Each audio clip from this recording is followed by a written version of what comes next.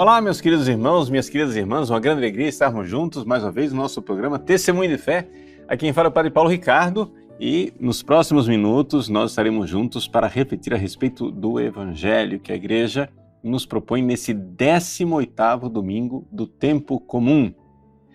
Este ano nós estamos celebrando o 18º domingo do Tempo Comum, dia 1º de agosto, mês das vocações, mês em que aqui no Brasil nós comemoramos os sacerdotes. É o domingo mais próximo da memória de São João Maria Vianney, que é o padroeiro dos párocos. Então, desde o início desta meditação aqui, quero exortar você a dizer: reze muito pelos sacerdotes, né? Nesse mês de agosto, nesse domingo, sobretudo, né, faça alguma coisa, faça vigílias de adoração eucarística, faça súplicas e preces para que Deus nos conceda a graça de ter santos sacerdotes conforme o seu sagrado coração. Gente, eu quero insistir isso antes de meditarmos sobre o Evangelho, porque um dos maiores castigos, uma das maiores desgraças que poderia acontecer com a humanidade é nós termos maus padres. Ou seja, o dilúvio universal de Noé é um nada. Uma guerra atômica total é uma frivolidade diante da desgraça, do castigo tremendo de termos maus sacerdotes. Por quê? Porque uma vez que você tem sacerdotes que não estão conforme o sagrado coração de Nosso Senhor Jesus Cristo, eles começam a usar aquilo que é próprio, o mais sagrado de Deus, que é o sacerdócio, para desencaminhar as pessoas. Isso é uma verdadeira tragédia. Então, mês das vocações, vamos cobrir de oração os nossos sacerdotes, os nossos seminaristas e pedir a Deus, suplicar, alcançar de Deus verdadeiramente a transformação do coração de numerosos, generosos e santos sacerdotes. Que Santo Afonso Maria de Ligório, que se celebra no dia 1º de agosto, seja um grande intercessor para alcançarmos esses sacerdotes. Bom, o Evangelho desse domingo é a continuação da leitura que estamos fazendo do capítulo 6 do Evangelho de São João. Neste capítulo 6, Jesus inicia com a multiplicação dos pães e depois da travessia do lago, então ele começa o famoso discurso do pão da vida, não é? E o Evangelho começa com um diálogo entre Jesus e os judeus que foram atrás dele por causa de pão, né? Porque ficaram saciados. E a pergunta que eles fazem para Jesus, né, é: que devemos fazer para realizar as obras de Deus? Vejam, essa pergunta, ela não é uma pergunta ociosa. É uma pergunta importante. Veja, talvez nem os judeus saibam a importância dessa pergunta que eles estão fazendo, né? Essa é a pergunta, talvez a única pergunta que vale a pena ser respondida, ou seja, o que é que nós precisamos fazer para salvar as nossas almas? Se você é catequista, né?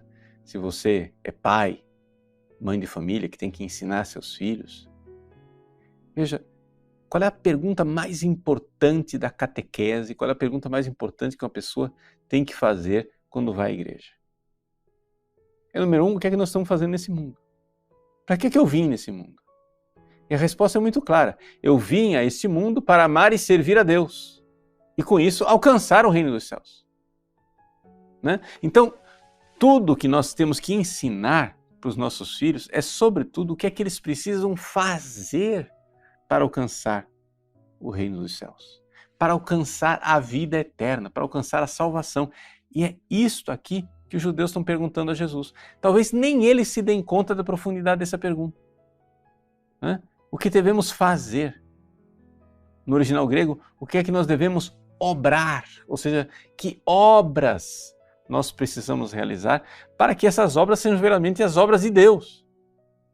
E Jesus então responde: a obra de Deus, este ergon, esta obra, esta ação de Deus, é que nós tenhamos fé em primeiro lugar, né? Aqui é interessante a gente notar, né, como os pobres protestantes luteranos não notam a profunda dificuldade que tem entre você contrapor fé e obras, né? Eles dizem assim, nós não somos salvos pelas obras, nós somos salvos pela fé. Jesus aqui está dizendo o seguinte, ó, a obra principal é a fé. A fé é uma obra. Crer é um verbo, gente.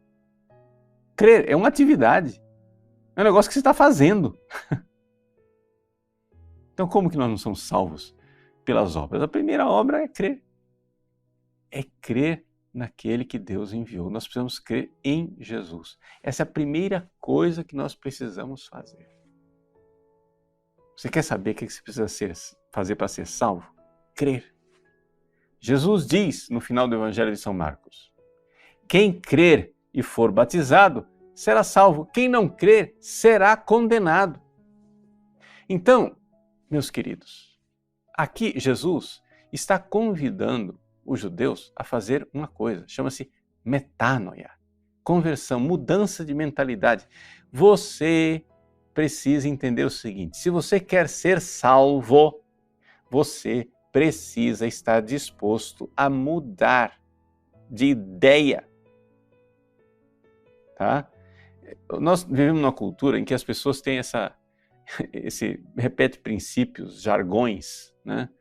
Frases, máximas, e não param para pensar na estupidez do que estão dizendo, né? A pessoa chega e diz assim, não, eu respeito todas as opiniões. Isso é uma grande bobagem. Você tem que respeitar todas as pessoas. Respeite as pessoas, mas não as opiniões. Por quê? Porque tem opinião que é absolutamente não respeitável. Eu respeito você. Agora, se você tem ideias nazistas, eu não respeito suas ideias, não. Suas ideias são loucas. Suas ideias são abomináveis. Eu respeito você.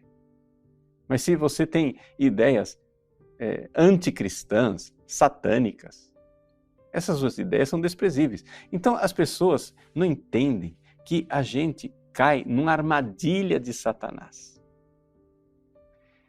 O que é que Satanás quer? Quais são as armas de Satanás? As armas de Satanás, ele é o pai da mentira. As armas de Satanás são ideias. Ele é um anjo, gente. Satanás não tem espada, pistola, bomba. Ele tem ideias. Ideias erradas. Ideias absolutamente abomináveis.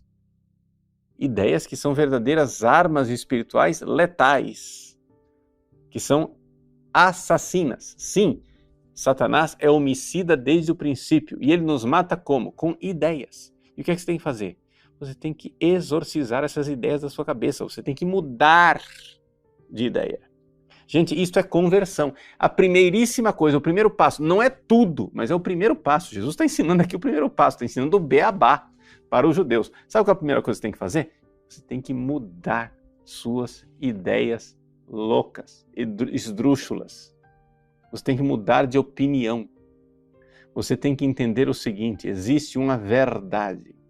E esta verdade, que pode ser alcançada em parte pela luz natural da razão, ela é revelada plenamente por aquele que foi enviado de Deus. Está lá escrito no início do Evangelho de São João, ninguém jamais viu a Deus, mas o Filho que está junto da intimidade de Deus, que está junto, voltado para o seio do Pai, ele veio narrar para nós. Ele veio contar para nós. Exegesato, Jesus é o exegeta do Pai, ele é o enviado, né? A palavra que está aqui no Evangelho, versículo 29, a obra é que creiais naquele que ele enviou, naquele que recebeu o apostolado. Apóstolo quer dizer isso, enviado. Apostelo é o verbo que está aqui. Jesus é o apóstolo do Pai, ele veio de lá, do céu, ele é o Filho eterno, que está junto do seio do Pai desde toda a eternidade, Deus de Deus, luz da luz, Deus verdadeiro de Deus verdadeiro.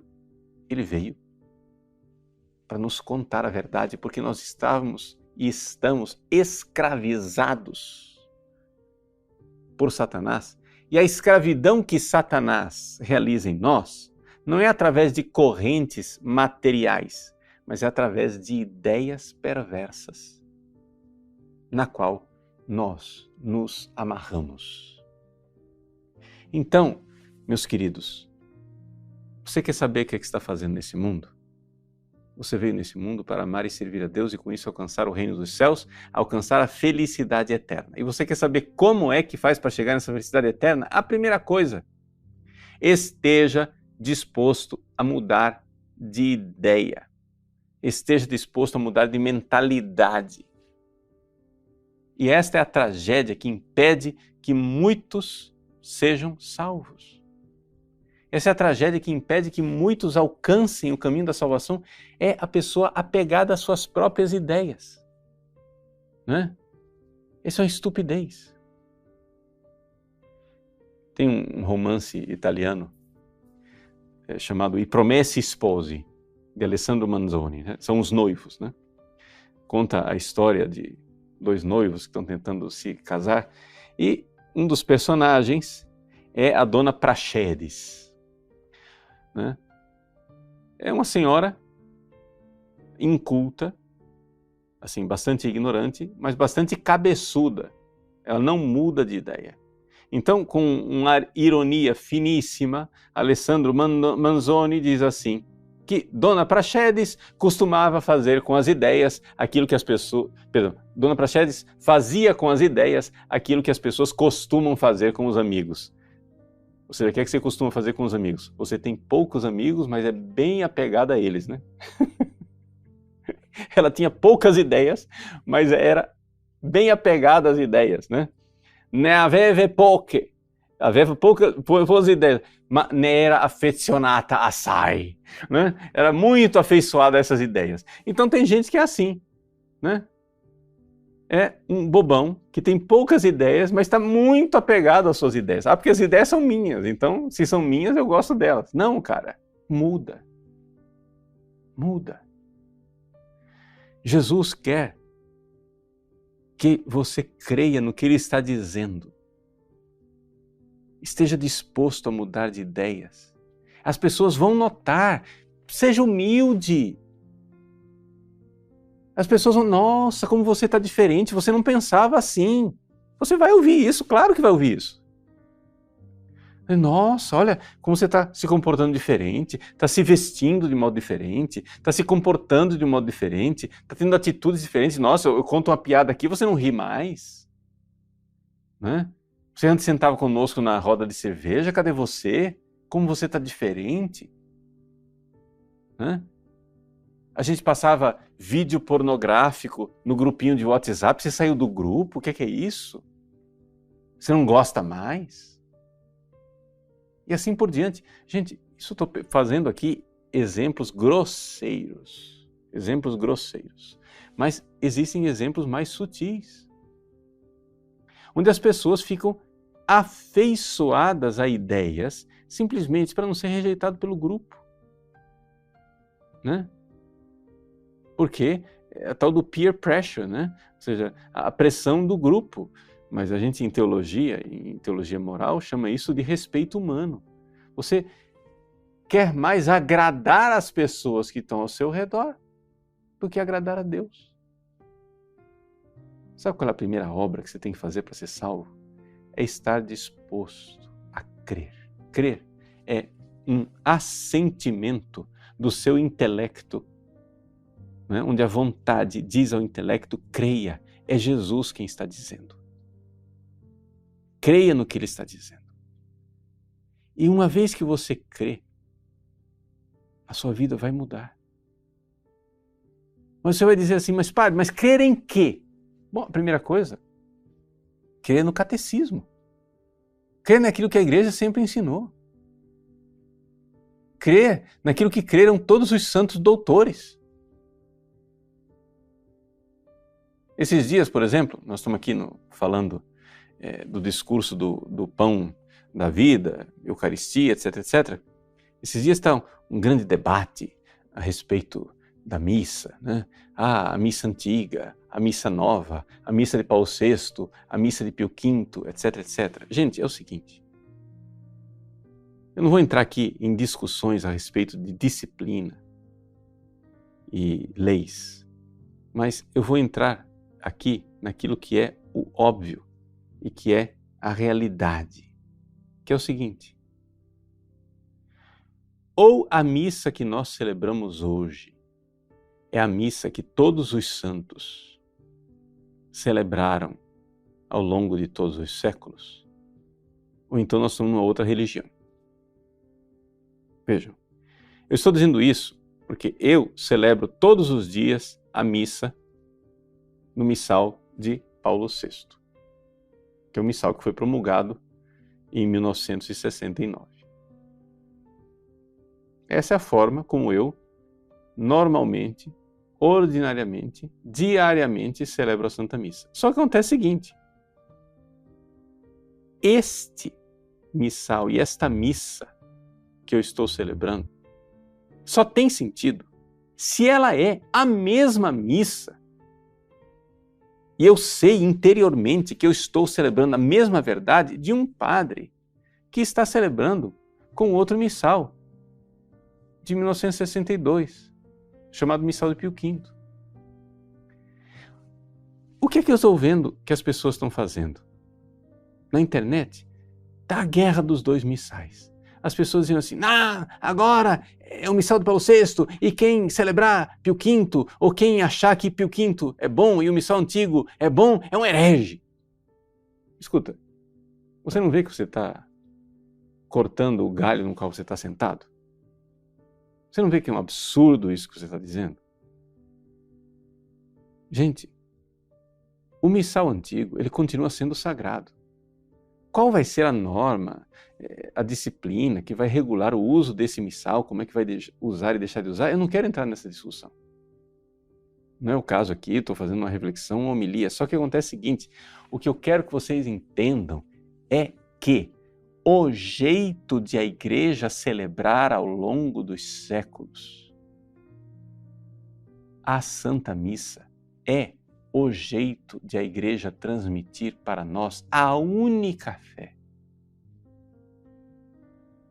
Não tem dois credos, um credo pré-Vaticano II e um credo pós-Vaticano II. As pessoas ficam repetindo jargões assim, bobos. Você está falando isso, mas isso é uma mentalidade pré-conciliar. Ou você está dizendo isso é uma mentalidade pós-conciliar. Para nós católicos não tem pré-concílio e pós-concílio. Para nós católicos tem uma continuidade orgânica, que é necessário que você creia nisto. É necessário que nós saibamos.